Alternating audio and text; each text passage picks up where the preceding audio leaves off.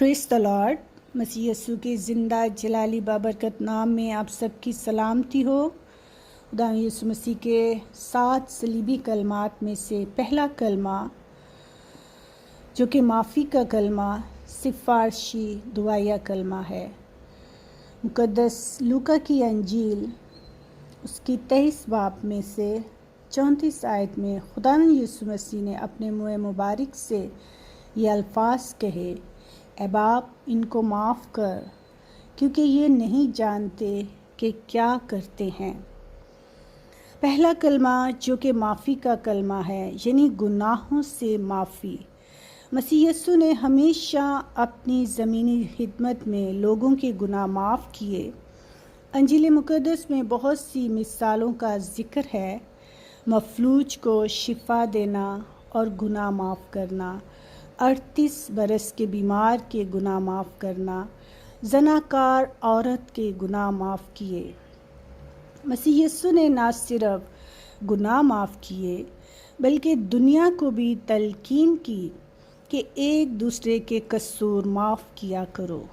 یسوع مسیح کو پورا اختیار تھا کہ وہ انسانوں کے گناہ معاف کر دے۔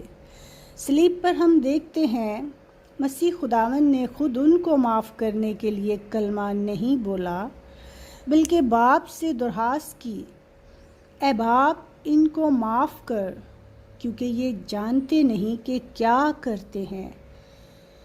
عزیزو، اس کلمے سے ظاہر ہوتا ہے کہ یہ گناہ خدا باپ کے خلاف کیا جا رہا تھا، یعنی خدا کے بیٹے کو صلیب دی جا رہی تھی، اسے مصلوب کرنے کے لیے کیلوں سے صلیب پر جڑ دیا، کانٹوں کا تاج پہنا دیا، کوڑے مارے گئے اور طرح طرح کی اذیتیں دی جا رہی تھی۔ یہ سب خدا باپ کی نظر میں گناہ تھا اور ان کو اس کی سزا ملنی تھی۔ یہ یسوع مسیح کو یقین تھا کہ میرا باپ ان کو ضرور سزا دے گا، لیکن یسوع دنیا میں آیا ہی تھا کہ دنیا کو بچائے، نہ کہ ان کو سزا دلوائے۔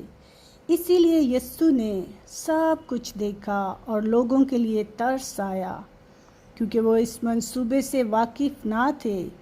لہٰذا یسوع مسیح نے اپنے باپ سے التجا کی اور کہا، اے باپ ان کو معاف کر دے، اور باپ نے ان کا یہ گناہ معاف کر دیا۔ صلیب پر ہمیں معافی، خلوص اور نجات کا پیغام دیتی ہے۔ صلیب پر وہ گناہ بھی معاف ہو گیا جو نسل آدم میں آدم کے گناہ سے سرایت کر چکا تھا، اور اس کے لیے بے عیب کفارہ کی ضرورت تھی جو بے گناہ انسان ہو، اور اس کا خون ہی آدم کے گناہ سے معافی دلا سکتا تھا۔ لہٰذا صلیبی موت سہ کر یسوع مسیح نے پوری انسانیت کے ہر قسم کے گناہ معاف کر دیے۔ شفایت کا کام کرنے والے کو درمیانی کہا جاتا ہے۔ مسیح یسوع خدا اور انسان کے بیچ میں درمیانی ہونے کا کردار ادا کرتا ہے۔ پالوس رسول فرماتا ہے، کیونکہ خدا ایک ہے اور خدا اور انسان کے بیچ میں درمیانی بھی ایک، یعنی مسیح یسوع جو انسان بن کر اس دنیا میں آیا۔ مسیح خداوند نے دشمنوں کو بڑی فراخ دلی اور رحم دلی کے ساتھ معاف کیا۔ صلیب پر مسیح خداوند کا پہلا کام ہی گناہ گاروں کو معاف کرنا تھا۔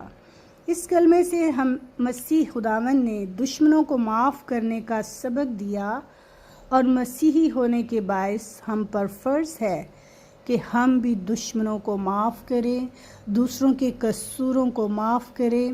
دشمنوں کو معاف کرنے کی صفت مسیح یسوع کے پیروکاروں میں پائی جانی چاہیے۔